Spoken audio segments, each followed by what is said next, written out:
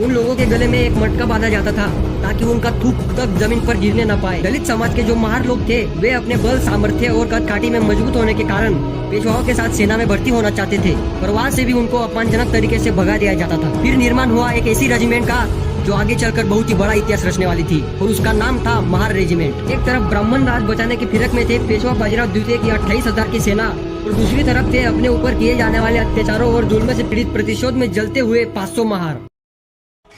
सन 1 जनवरी 1818 Indian history का ऐसा दिन जिस दिन 500 महार वीर योद्धाओं ने ऐसा शौर्य पराक्रम दिखाया जिसे इतिहास कभी नहीं भूल सकता। अमानवीय अत्याचारों की जब सारी हदें पार हो गई, दलितों पर किए जाने वाले अत्याचारों ने जब सारी सीमाएं लांघ दी, तब हुआ the battle of Bhima Koregaon. सन 1664 से लेकर सन 1700 तक स्वराज्य पर किसी की आंख उठाने की हिम्मत नहीं थी। तब स्वराज्य की गद्दी पर छत्रपति शिवाजी महाराज विराजमान थे। शिवाजी महाराज के राज में सबको समान अधिकार एवं सम्मान मिलता था। शिवाजी महाराज के समय सबको अधिकार था कि वो महाराज के साथ शामिल होकर उनके साथ युद्ध कर सकते थे, पर यह कानून ज्यादा देर तक चल नहीं पाया। सन 1700 के बाद स्वराज्य पर पेशवाओं का अधिकार आया और पेशवाओं के कार्यकाल में कई ऐसे नियम बनाए गए जो आगे चलकर उन्हीं का ही विनाश का कारण बनने वाले थे। उस समय दलित जाति के लोगों पर बहुत ही अत्याचार किया जाता था। उन लोगों को ना ही गांव में रहने का अधिकार था और ना ही ब्राह्मण वर्गीय जाति के लोगों के साथ रहने का, ना ही उनके साथ खाने का, ना ही उनका पानी पीने का। पेशवाओं ने दलित जाति के लोगों पर ऐसे नियम थोपे थे जो उन्हें बार बार अपमानित होने पर मजबूर कर देते थे। उन लोगों के गले में एक मटका बांधा जाता था ताकि उनका थूक तक जमीन पर गिरने न पाए, और इतना ही नहीं तो उनके कमर के पीछे एक झाड़ू बांधने का आदेश था ताकि जब वे चले तब उनके पाँव की निशान तक जमीन पर दिखने न पाए।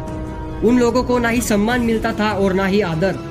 दलित समाज के जो महार लोग थे वे अपने बल, सामर्थ्य और कद काठी में मजबूत होने के कारण पेशवाओं के साथ सेना में भर्ती होना चाहते थे, पर वहाँ से भी उनको अपमानजनक तरीके से भगा दिया जाता था और तभी से ही दलित जाति के महार पेशवाओं पर नफरत करने लगे थे।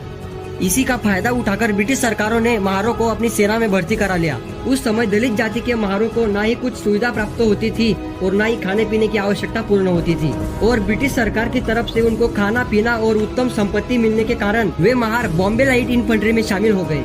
फिर निर्माण हुआ एक ऐसी रेजिमेंट का जो आगे चलकर बहुत ही बड़ा इतिहास रचने वाली थी और उसका नाम था महार रेजिमेंट। सन 1 जनवरी 1818 जब महाराष्ट्र के पुणे जिले में भीमा नदी के किनारे कोरेगांव में एक ऐसा भयंकर युद्ध हुआ जिसे सोचकर किसी की भी रूह कांप जाए। एक तरफ ब्राह्मण राज बचाने की फिरक में थे पेशवा बाजीराव द्वितीय की 28,000 की सेना और दूसरी तरफ थे अपने ऊपर किए जाने वाले अत्याचारों और जुल्म से पीड़ित प्रतिशोध में जलते हुए 500 महार। आप सोच भी नहीं सकते कि उन 500 महारों ने किस जज्बे से युद्ध लड़ा होगा कि उनके सामने 28,000 पेशवाओं को घुटने टेकने पड़े। उस भयंकर युद्ध में पेशवाओं की शर्मनाक हार हुई। हम उन महार योद्धाओं की ताकत का अंदाजा इसी बात से लगा सकते हैं कि युद्ध से एक दिन पहले वे 500 महार योद्धा बिना पेट भर खाने और पानी के 43 किलोमीटर तक पैदल चले थे।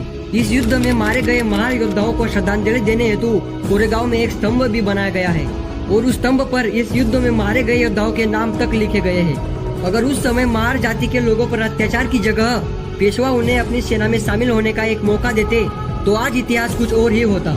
उन 500 महार योद्धाओं के पराक्रम को हमारा शत-शत नमन। ऐसे वीर योद्धाओं के पराक्रम को हम कभी भी नहीं भूल सकते। जय हिंद।